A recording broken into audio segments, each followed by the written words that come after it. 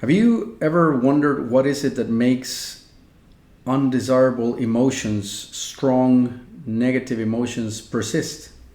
Why do they stick? What makes them so difficult to get rid of? The thing that makes them difficult to get rid of is essentially the fact that we are not processing them. We are not processing them because we are not willing to feel them. That unwillingness to feel them comes from a lack of clarity. And that lack of clarity comes from the poor orientation of our attention when the emotions are taking place. This channel is Meditation Amsterdam. My name is Pablo, and today we get to talk about how to digest emotions so that we can feel them and essentially be done with it.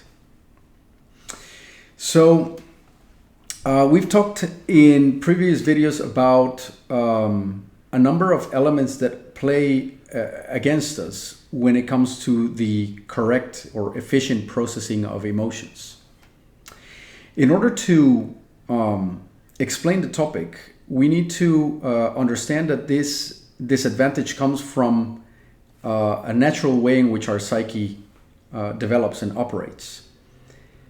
One of the first things that our mind does when we are very young is it learns to disassociate from things that it finds threatening and unpleasant. And strong emotions are a big part of that when we still don't have the tools to negotiate with reality. And that disassociation typically puts us in our head. So we learn that by going into thinking loops, we can stay away from actually feeling what's happening. And in that orientation, we go into what you could call a kind of chewing on things, but never really swallowing them. So if we were to use the analogy of food or chewing gum, and we would compare that with life, and bear with me here for a second, this is going somewhere, I promise, then things become a little bit more clear. You see, just like our digestive system metabolizes food, so does our psychosomatics metabolize life.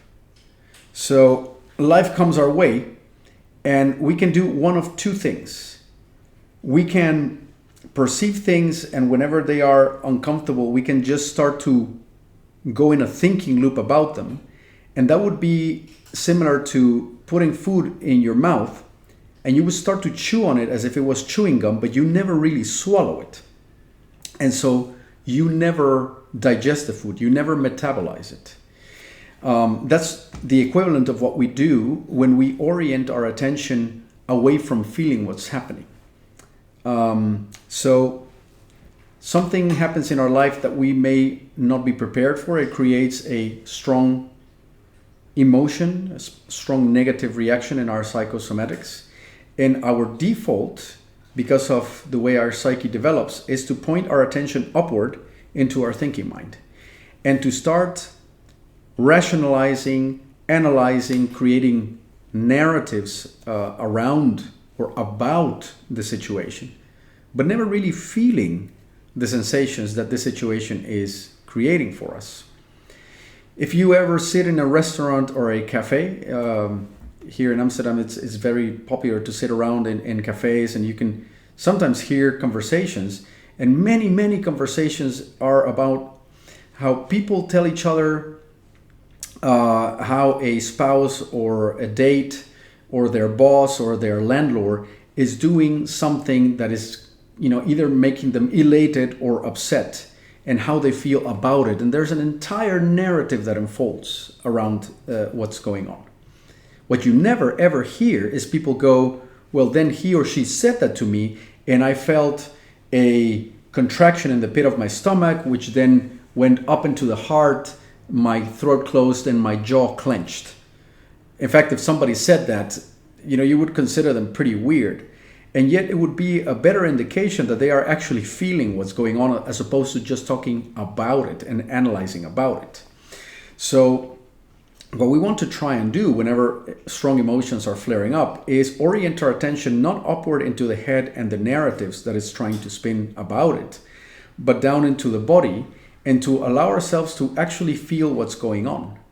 That orientation towards feeling, towards the somatic sensations, towards the actuality, the embodied actuality of what's going on in your life at that point, is going to allow you to more clearly notice what actually is happening inside your body.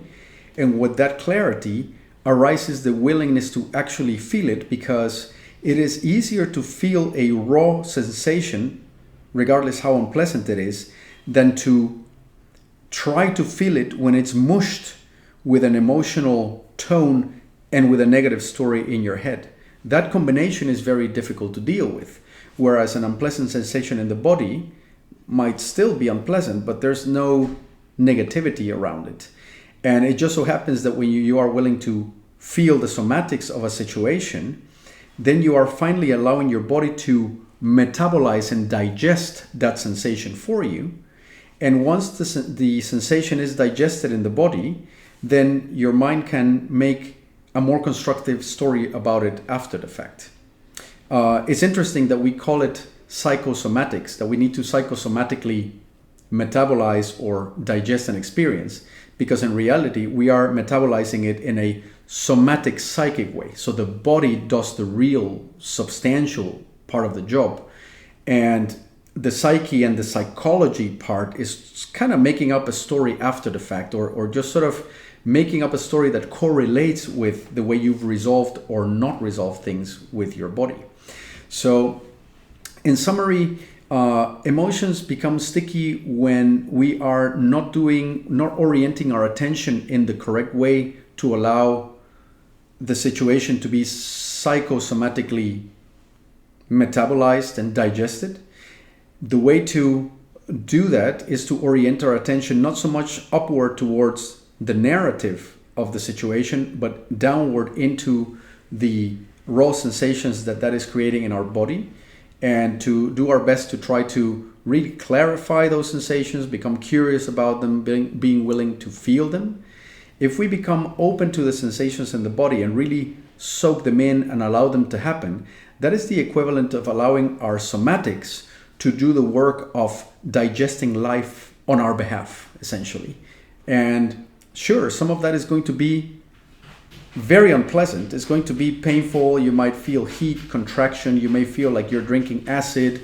You may feel a general malaise, or maybe even vertigo, or the gag reflex. A number of things could come up in your body's attempt at digesting life. But the more you do that, the more you allow that, the more that machinery is going to become accustomed to simply digesting. And you may get to the point, which happens over time, when as situations come up, you don't refer to the head anymore. You try to live by listening with your full body at what's happening and processing things with your body and simply allowing them. So you become life becomes very digestible for you. You've become a very good funnel for life to go through. And that makes emotions no longer sticky, but actually you use them to become ever more experienced at soaking life in, digesting it fully, and allowing things to go through you. Very curious about your comments, so do share them in the comment section. And as usual, if you think that this is valuable content, then making it available to others is a great idea, and in which case liking the video, subscribing to the channel, and sharing it does the job really well. As usual, I'll be back with more pretty soon, and until then, thanks for listening. Cheerio and bye-bye.